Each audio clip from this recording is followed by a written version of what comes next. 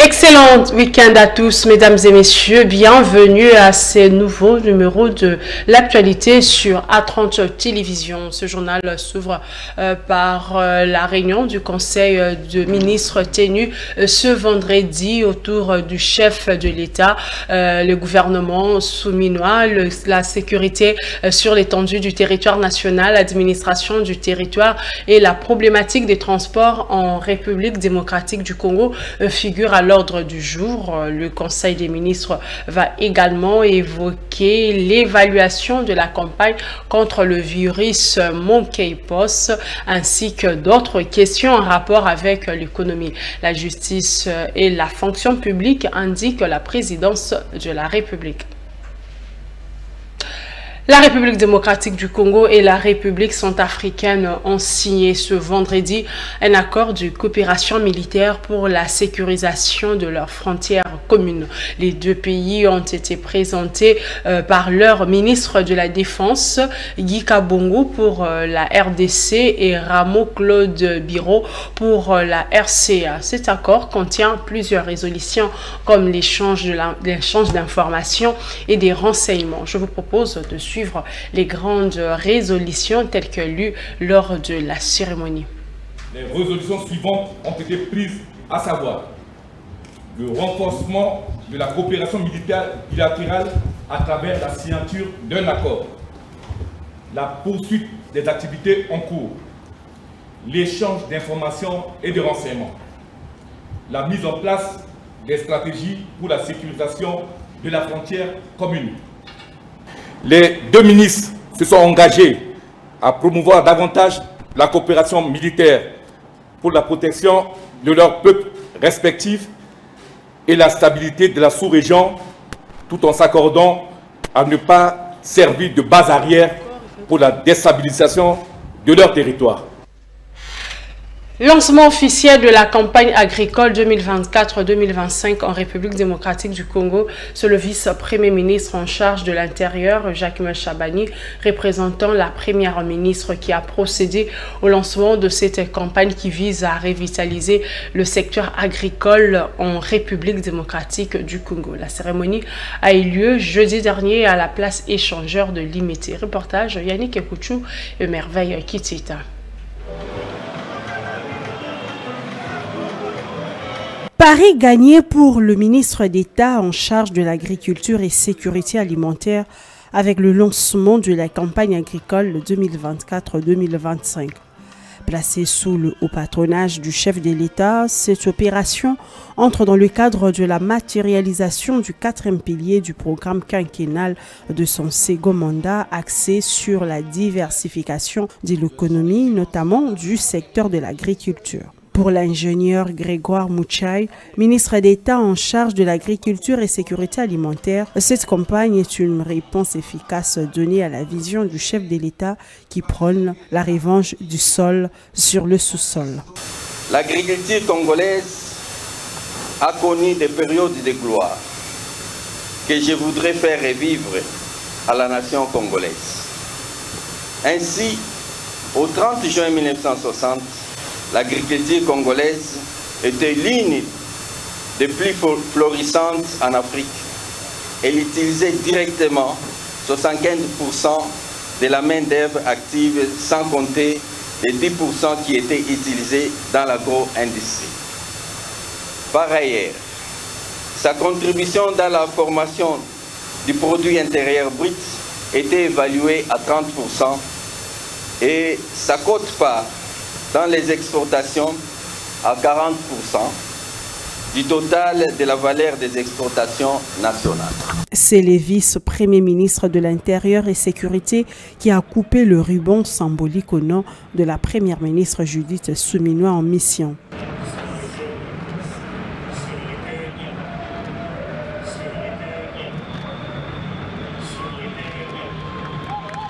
Jacquemain Chabani a aussi procédé à la remise officielle des matériels aux bénéficiaires.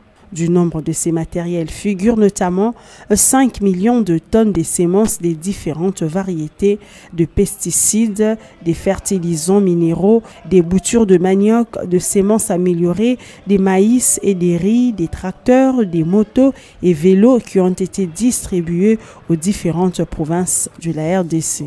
Le ministre d'État en charge de l'agriculture ambitionne de faciliter l'installation d'au moins 60 000 hectares de culture sur toute l'étendue en raison de 2 000 à 3 000 hectares par province.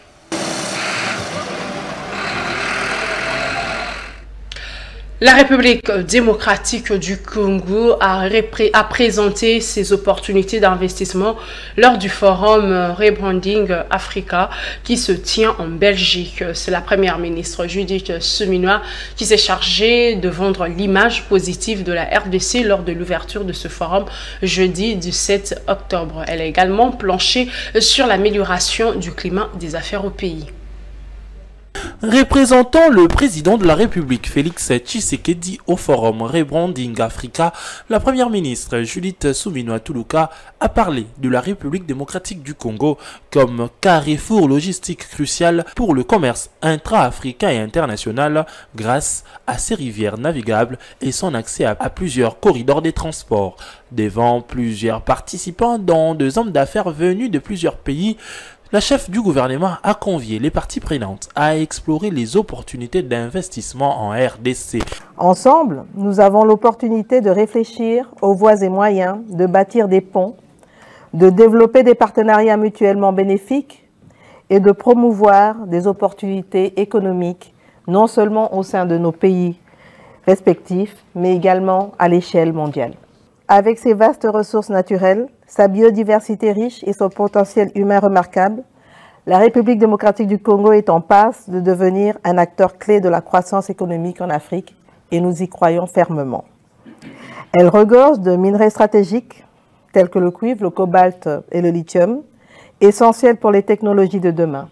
La première ministre a aussi tablé sur le climat d'affaires propice aux investissements en République démocratique du Congo. L'engagement du gouvernement congolais à stimuler des réformes économiques et à sécuriser l'environnement des affaires est particulièrement manifeste, avec des incitations fiscales attrayantes, un cadre législatif dynamique et une volonté de dialogue avec le secteur privé. Le paysage économique congolais se transforme pour devenir propice à l'investissement. Judith Suminwa a reconnu la grande portée de ces assises qui offrent un dialogue constructif pour le développement du continent africain. Le forum Rebranding Africa ouvert jeudi 17 octobre va se clôturer le 19 octobre prochain. Au deuxième jour de ce forum, la chef du gouvernement a placé des mots sur la situation sécuritaire au pays. À l'occasion, elle a affirmé que le Rwanda va présenter le plan de ses troupes sur le sol congolais. On l'écoute. Nous avons aujourd'hui une stratégie de dire nous montons en puissance notre armée pour défendre notre pays. Nous sommes aussi dans un processus diplomatique parce que nous voulons la paix. Et il y a des accords de Luanda aujourd'hui qui sont en cours.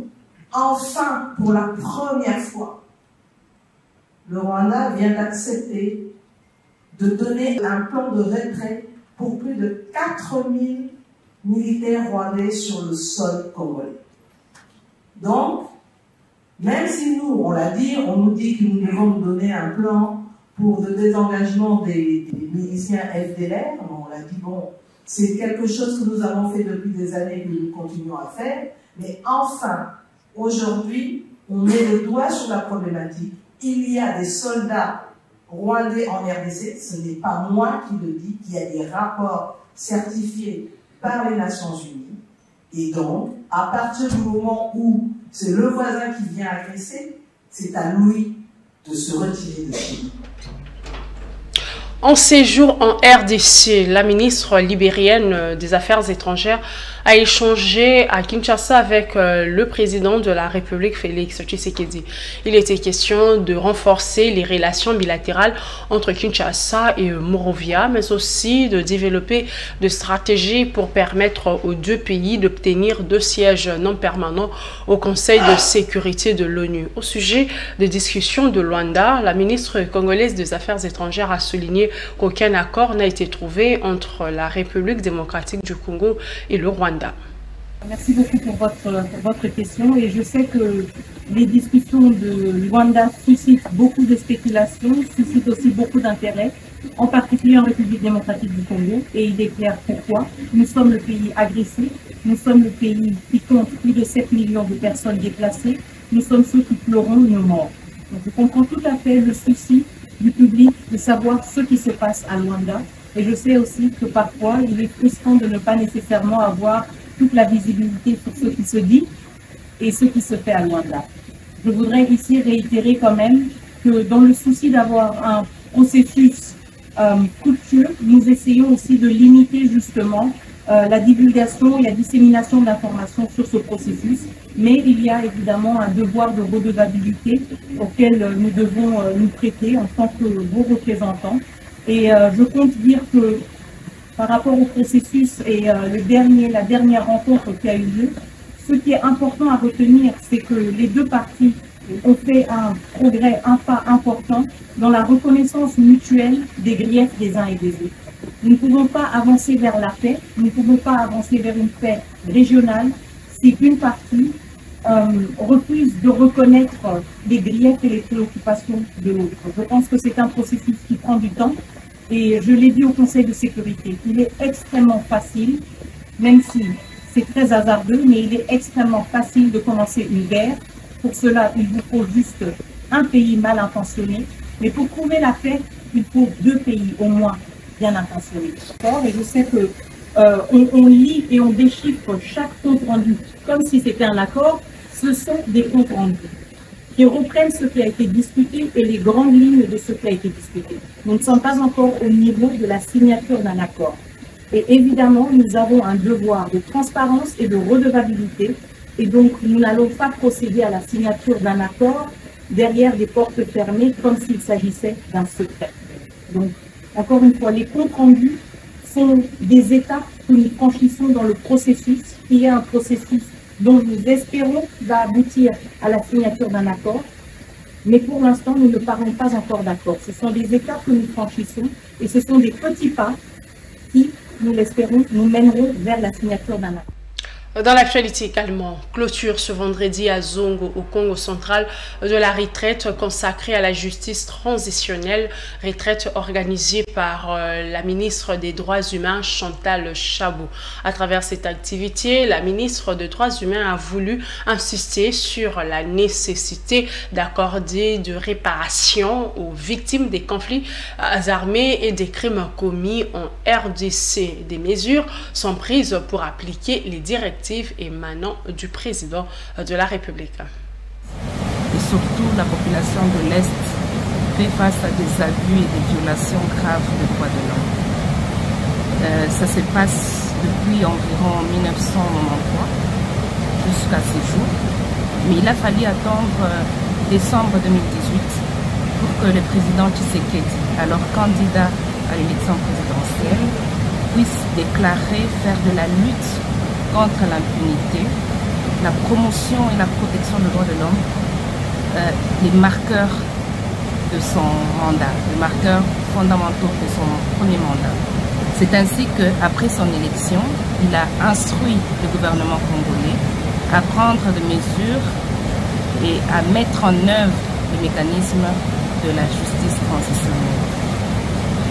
Je tiens ici à préciser que cette compétence, ces attributions sont attribuées à son Excellence Madame la Ministre des Droits humains, en la personne de Madame Chantal Chabot-Madika, parce que selon l'ordonnance fixant les attributions des ministères, c'est le ministère des Droits humains qui a la mission d'implémentation de la justice transitionnelle.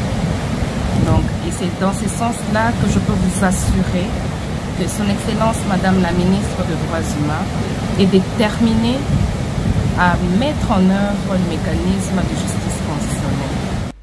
Dans l'actualité également, des acteurs de l'opposition et de la société civile dénoncent des tueries et des violations de droits de l'homme.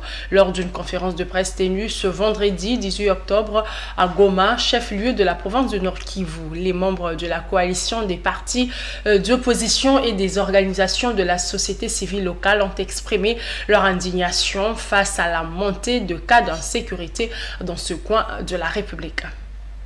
Vous êtes conscient qu'on a enterré 200 cercueils. On s'est limité à enterrer. On est rentré malgré tous les scandales qui ont suivi l'enterrement. Chacun est rentré à la maison 2 jours, 3 jours après. Ça ne faisait plus partie de l'actualité. Il y a quelques jours encore, on a enterré des gens qui sont tombés dans le naufrage sur le lac Kivu. Après quelques jours de larmes et pleurs, le nombre de vies sur les réseaux sociaux, aujourd'hui, ça ne fait plus partie de l'actualité.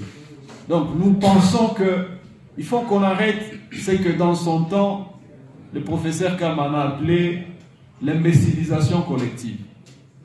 Le mal, nous continuons à le banaliser. Et c'est très grave pour un peuple. Donc, s'il y a déjà des forces qui pensent qu'il faut qu'on aille au-delà de nos intérêts, qu'on mette des efforts ensemble, tout ce que nous demandons également à la presse de faire, c'est d'encourager déjà ces pas franchis. Vous savez que c'est une bataille citoyenne qui n'est pas aussi facile, mais également ça s'inscrit dans la logique de la démocratie qui fait que le contrôle citoyen soit très sérieux, très rigoureux. Avec l'état de siège, on a mis en berne toutes les forces des institutions qui étaient censées également contrôler la gestion de la province, ce qui veut dire qu'on n'est pas en mesure de savoir quel est le projet exécuté, quel est le projet qui n'est pas exécuté. Pourquoi tel service ne fait pas exactement son travail? Ça, c'est le travail qui revient également à l'Assemblée provinciale, mais qui est mis aujourd'hui en congé.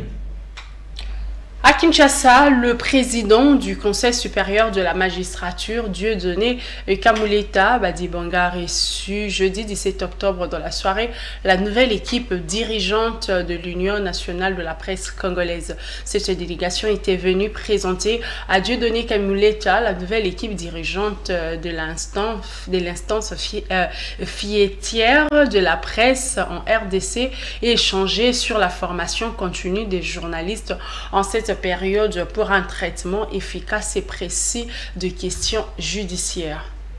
La première réponse est que tout ne se fait pas seulement avec des moyens, entre guillemets. J'imagine que quand vous parlez de moyens, vous parlez des finances. Et tout ne se fait pas seulement avec les finances. Déjà là, on a échangé sur la mise en place d'une passerelle entre l'Union nationale de la presse du Congo et la Cour constitutionnelle, ce qui ferait que nous aurons des formations continues. Les deux partenaires mettront des moyens en place afin de pouvoir rendre rendre effectifs ces partenariats. D'abord, la première des choses, nous devons reconnaître que la Cour constitutionnelle assure la présidence de la Cour du Conseil supérieur de la magistrature, ce qui voudrait dire que le président de la Cour constitutionnelle pourrait nous orienter afin que ces formations puissent avoir des séquences bien précises, notamment par exemple au niveau de l'instance d'autorégulation qui est l'Union nationale de la presse du Congo, nous avons un tribunal de pairs et ces tribunaux de pairs devraient avoir des formations, des mises à niveau. Et seul le président de la Cour constitutionnelle pourrait nous orienter avec quelle chambre de Conseil supérieur de la magistrature on pourrait dispenser ces formations-là. Merci beaucoup, cher confrère, sur cette question. Il va y avoir une réponse délicate. Je pense que lors de la cérémonie des remises et reprises entre l'ancienne administration de l'UNPC et la nouvelle, le président a fait une déclaration très forte. Je pense que vous l'avez suivi et à travers d'abord le confrère et les médias. Et cette déclaration tient. Et si nous regardons l'ordonnance loi 023/009 fixant les modalités de l'exercice de la liberté de la presse, en la section 3, article 3 et le point 11, on définit bien qui est journaliste professionnel. Et de par cette définition, c'est ces éléments ou ces confrères-là qui font partie de l'Union nationale de la presse du Congo et ils savent qu'ils sont sélectionnés. Et ceux d'autres qui sont publicataires des contenus seront traités par la loi sur les lieux. L'autorité de régulation de la sous-traitance dans le secteur privé a payé sur décision de son président général Miguel Cachal Katam 30% des arriérés des allocations aux 3 établissements publics partenaires, à savoir FOGEC, ANADEC et APOSEM. Ces arriérés existent depuis 2020. Il s'agit pour l'ARSP d'une preuve de la ferme volonté de son directeur général à résoudre le problème structurel, y compris les dettes trouvées au sein de l'établissement, même plus de 2 années avant sa nomination. Tout le contour de ces paiements ont été évoqués autour du ministre de l'Industrie et Développement de petites et moyennes entreprises, Louis Vantoum. Venons aujourd'hui non seulement de signer le protocole d'accord du compte séquestre qui sera mis en place dès aujourd'hui, mais aussi vous avez vu que l'ARSP venait de s'acquitter de 30% des dettes envers les structures de 2020 à 2024 et nous espérons que nous allons tout faire pour pouvoir apurer. Mais ce qui est plus important, c'est que ensemble nous regardons dans la direction du président de la République, chef de l'État. Et vous avez vu que les ministres a coordonné ces assises jusqu'à ce que nous avons abouti aujourd'hui au bon résultat. L'objectif est de travailler ensemble parce que nous sommes des sociétés sœurs afin de pouvoir matérialiser la vision du président de la République qui est celle de pouvoir développer l'entrepreneuriat et rendre efficace les systèmes entrepreneuriaux dans notre pays.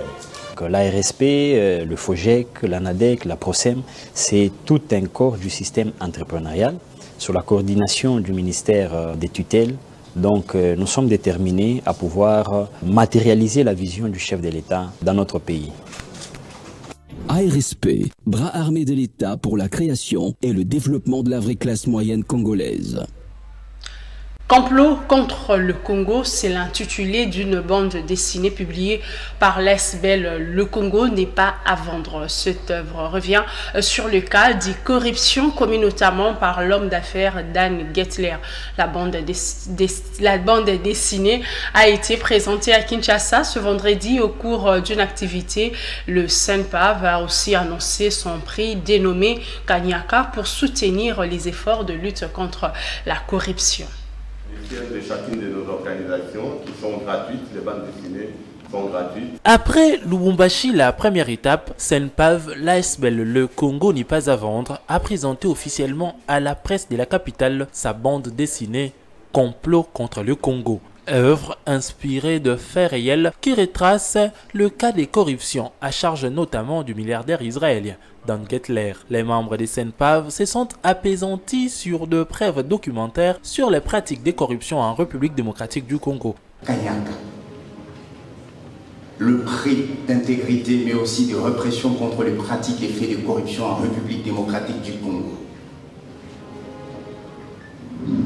La conférence a été aussi l'occasion pour cette structure de mettre un accent sur les prix Kanyaka, un prix de l'intégrité qui vise à récompenser les efforts de lutte contre la corruption. Il y a ces 2 catégories de prix, un prix de récompense pour l'intégrité et le combat contre la corruption et un prix contre les faits de corruption les plus majeurs avec un impact négatif sur la société et sur notre vie commune. Les critères sont nombreux et cumulatifs, c'est-à-dire d'une part pour ce qui concerne les institutions, qu'elles soient publiques ou privées, c'est la mise en place des mécanismes de transparence, de redevabilité pour combattre contre la corruption. Pour les individus, c'est leur capacité, leur persévérance à lutter contre la corruption, à dénoncer des faits de corruption ou à refuser la corruption et à promouvoir des bonnes pratiques. Au cours de cette activité, faut-il le souligner, plusieurs autres dossiers de corruption et de détournement ont été épinglés, comme les cas de Samba Batili, homme d'affaires malien, cité dans 3 dossiers en RDC, à savoir celui de la surfacturation des lampadaires solaires, la production des cartes d'identité